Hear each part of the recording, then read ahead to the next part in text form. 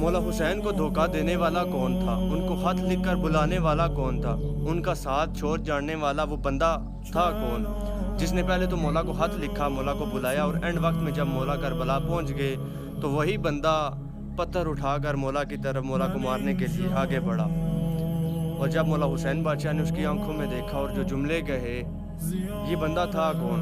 آگے محرم آ رہا ہے، مولا کا کارواں پہنچنے والا ہے، سفر کا اختتام ہونے والا ہے، تو یہ واقعہ آپ کو پتہ ہونا چاہیے۔ اس بندے نے مولا حسین بادشاہ کو خط لکھا، لیکن اس کو یہ نہیں پتا تھا کہ مولا پہلے ہی وہاں سے نکل چکے ہیں۔ خط اس نے لکھ دیا، خط پہنچ گیا۔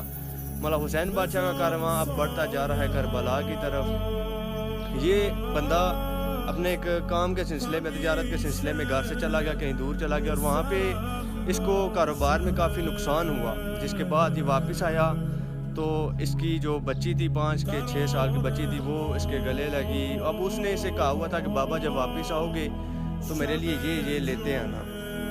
تو اس کو کافی نقصان ہوا تھا وہاں پہ کاروبار میں، تو یہ واپس آیا تو اس نے سوچا کہ اب میری بیٹی کہے گی کہ بابا آپ نے میرے لیے یہ نہیں لایا، تو بڑا شرمندہ ہوا۔ تو اس کی وائف نے اس سے کہا، اس کی بیوی نے کہا کہ کیا لائے ہو، مطلب کیا کما کر لائے ہو، کتنا کما کر لائے ہو؟ اس نے کہا کہ یہ نقصان ہوا ہے، ٹوٹلی سارا نقصان ہو گیا ہے، کچھ بھی نہیں کمایا، جو میرے پاس تھا وہ بھی ختم ہو گیا۔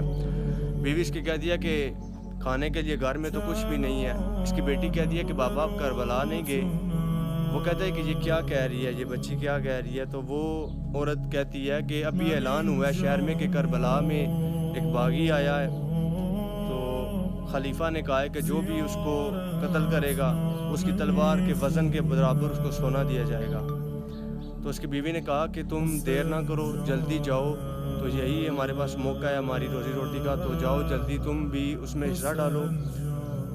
اب یہ بندہ گھوڑا نکالتا ہے، تلوار اٹھاتا ہے، ڈال اٹھاتا ہے اور بھاگتا گھوڑوں کو بگاتا کربلا کے میدان میں پہنچ جاتا ہے۔ یہ جس وقت وہاں پہ پہنچتا ہے وقت عاشور ہو چکا ہوتا ہے، دیکھتا ہے کہ سامنے لاشیں پڑی ہوئی ہیں اور ایک تنہا شخص کھڑا ہے، اس کے آگے پیچھے گھوڑ سوار ہیں جو تیر انداز ہیں، لوگوں نے اسے گھیرا ہوا ہے۔ اس نے دیکھا کہ کوئی بندہ اسے پتھر مار رہا ہے، اس شخص کو کوئی اسے نیزہ مار رہا ہے، کوئی اسے تیر مار رہا ہے۔ یہ سارا منظر یہ دیکھ کر کہتا ہے، یہ سمجھ جاتا ہے کہ مطلب جو ہے نا یہ دشمن ہے، اس کے اوپر انعام ہے، تو یہ میرا ٹارگیٹ ہے۔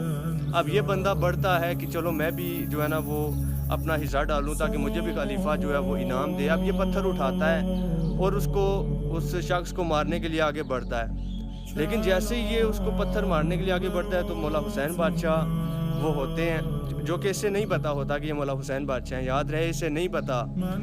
اب یہ پتھر اٹھا کر انہیں مارنے کے لیے آگے بڑھتا ہے تو مولا نگاہیں اٹھاتے ہیں، اس کی طرف دیکھتے ہیں۔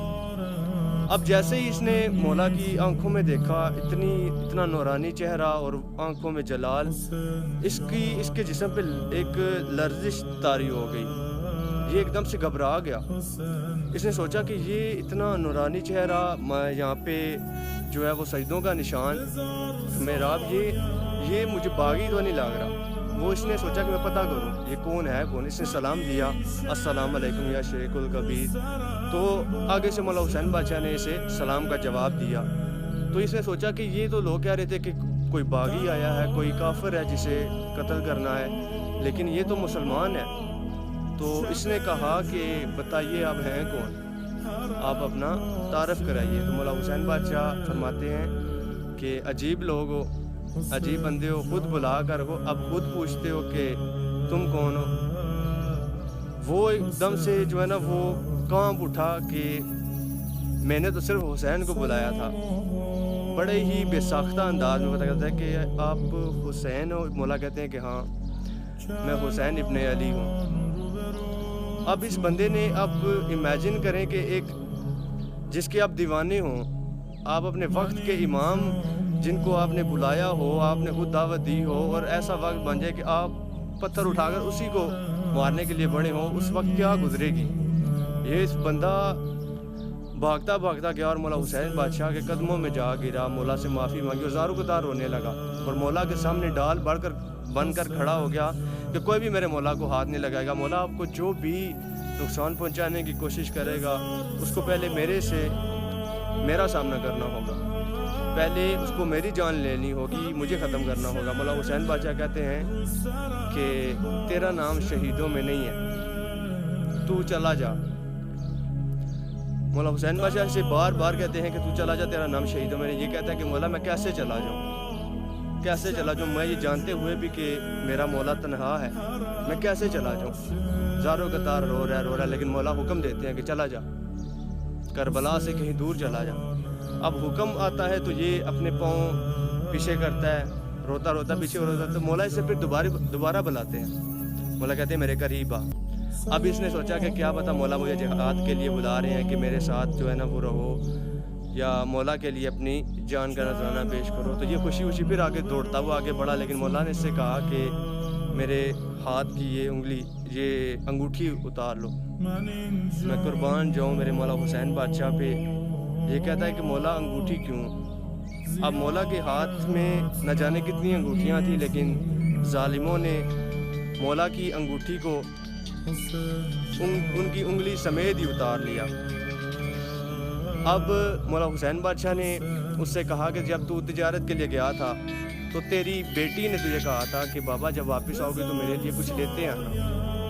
تو تیری بیٹی نے تجھے کہا تھا کہ انگوٹھی لیتے آنا، یہ انگوٹھی رکھ، اپنی بیٹی کو دینا۔ اب مولا حسین بادشاہ کو اس سے زیادہ اس کے باپ کی اولاد جو تھی اس سے زیادہ مولا حسین بادشاہ کو اس کی اولاد کی فکر تھی۔ مجھے نہیں سمجھ آتا میں یہ کیسے واقعہ پڑھوں۔ مولا حسین